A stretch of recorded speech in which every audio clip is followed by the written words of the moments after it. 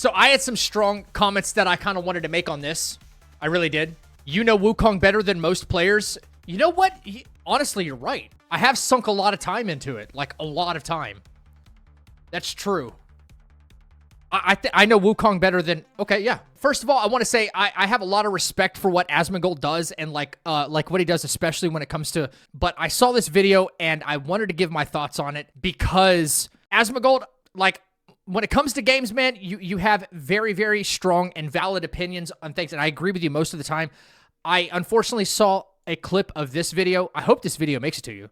But I tend to disagree with you on some points here, some very, very critical points, and for very good reason. I want to outline those. I'm not going to go through this entire video because it's like 50-something minutes long.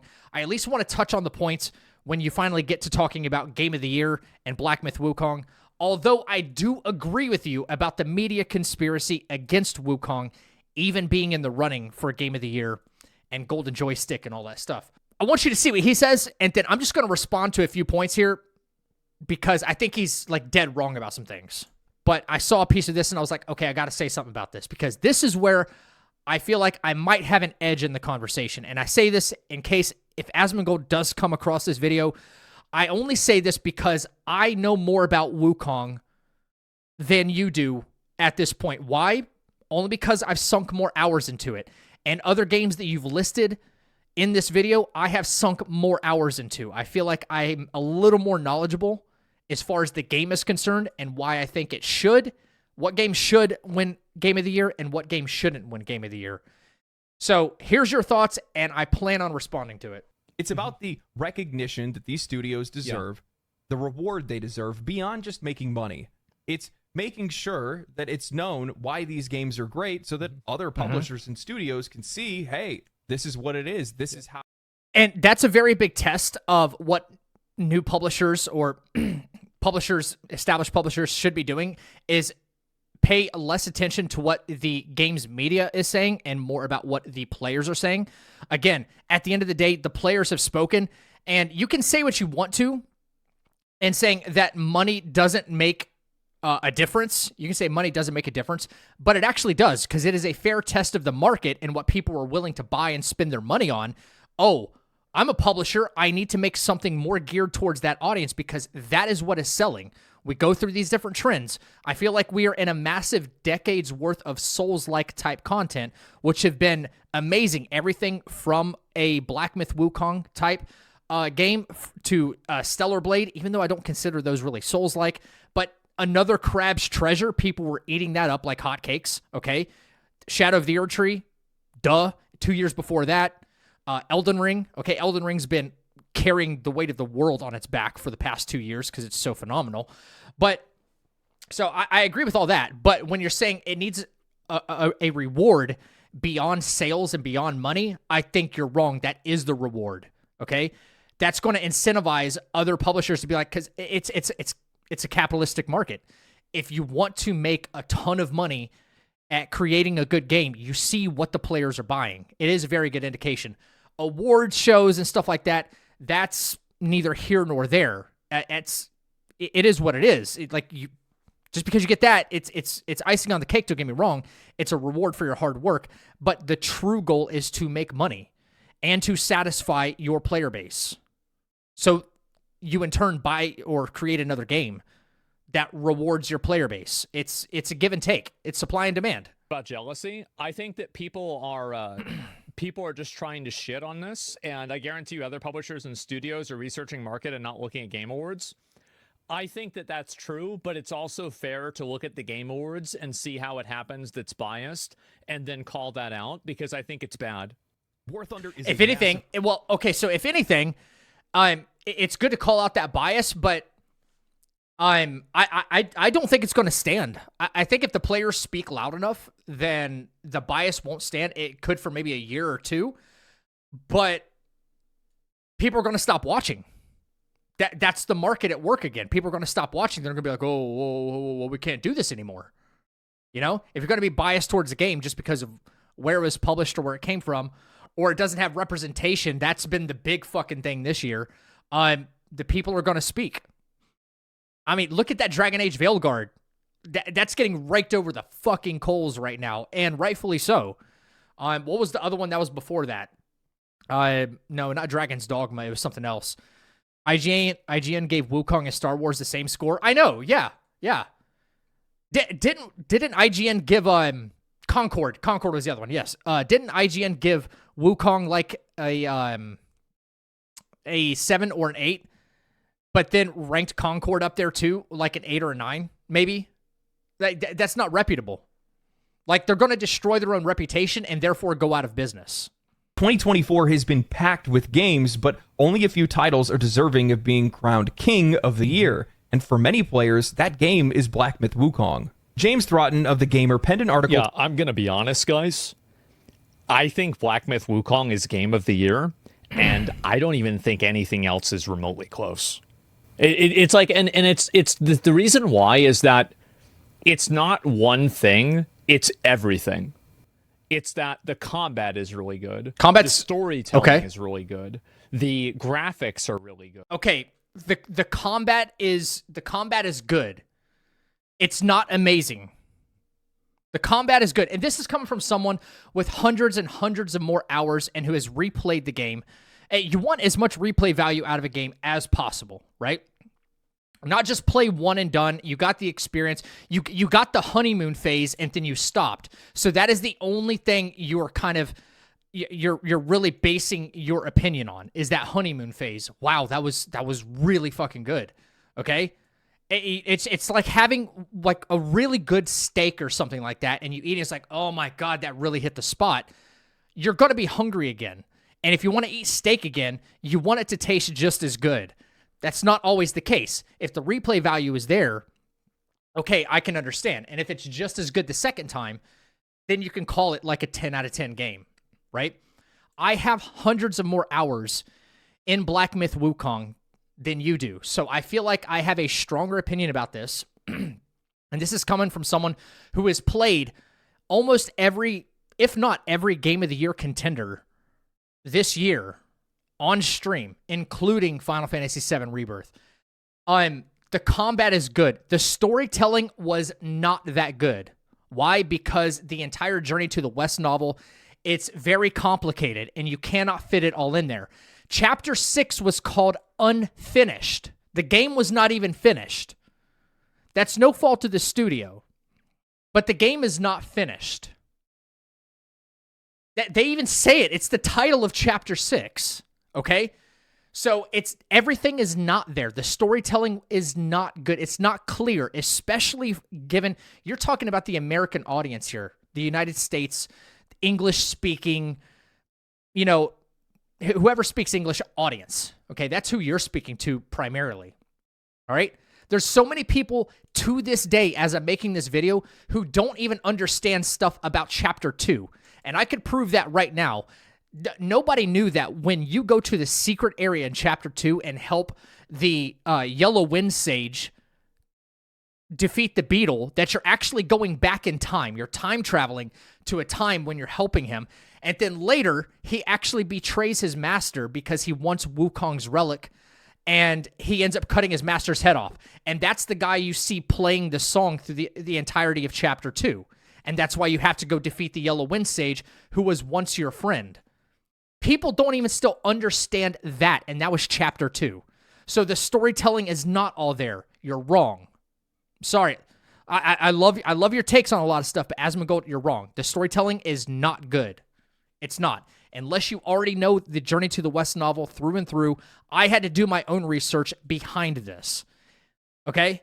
It's different than, let's say, Elden Ring, where people can dive into the lore afterward and then still put pieces together. It's like, oh, well, I kind of drew that connection, but I didn't know exactly this, and this. No, Wukong gives you a little bit here, a piece here, and it's like, that's it, you're done.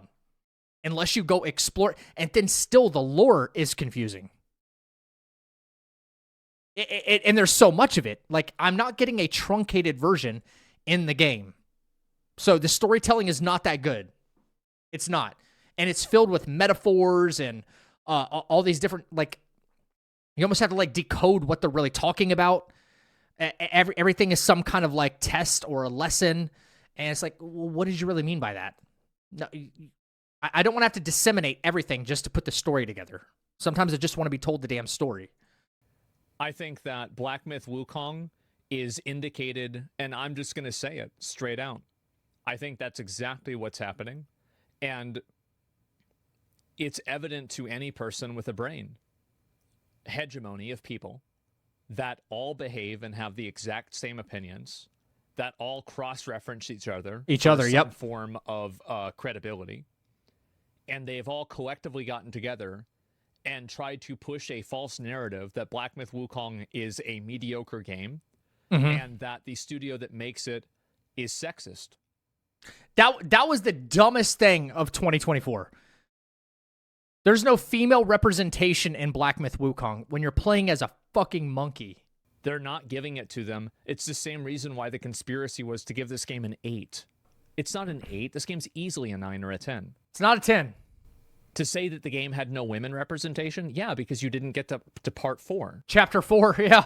But I have to stop you in your tracks, Asmongold, and tell you that Black Myth Wukong is not a 10 for a myriad of reasons.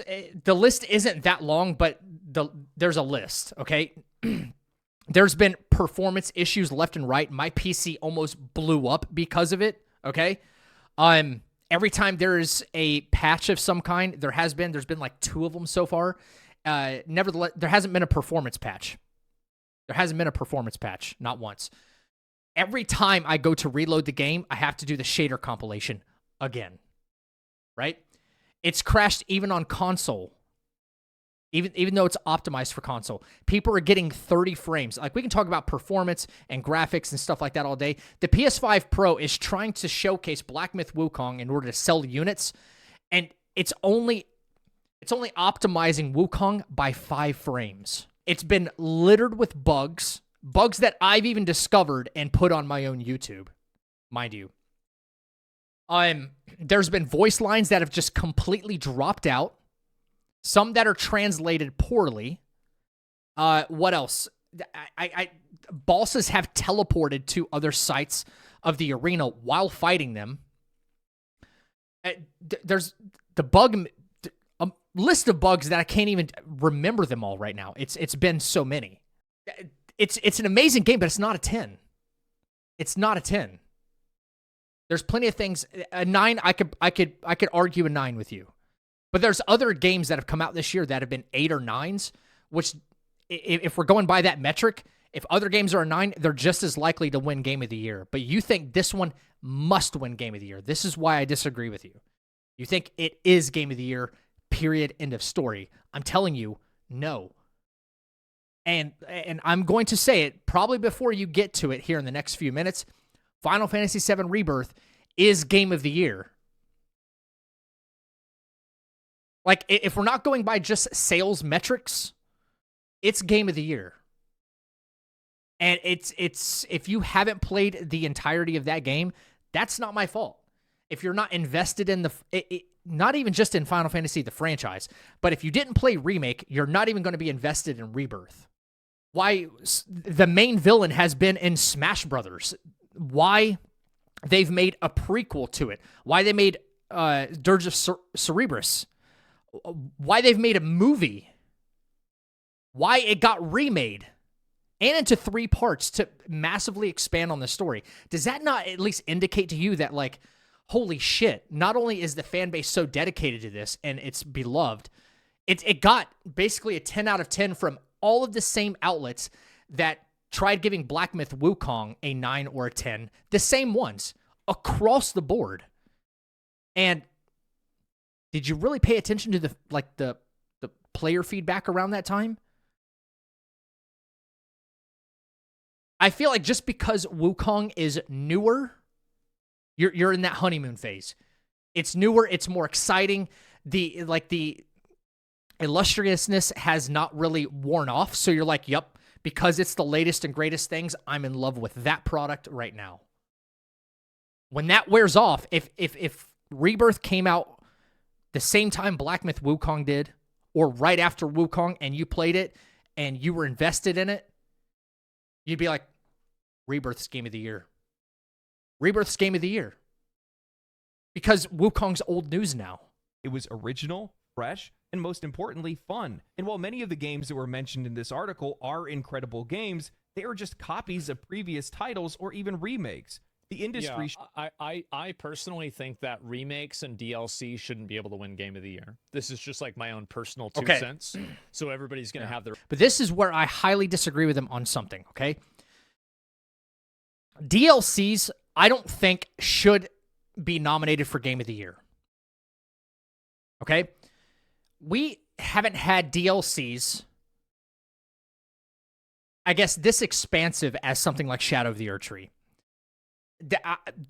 I kind of agree with him on that. That's why I'm 50-50 split. When it comes to a remake, this is why I have such a strong opinion about something like this.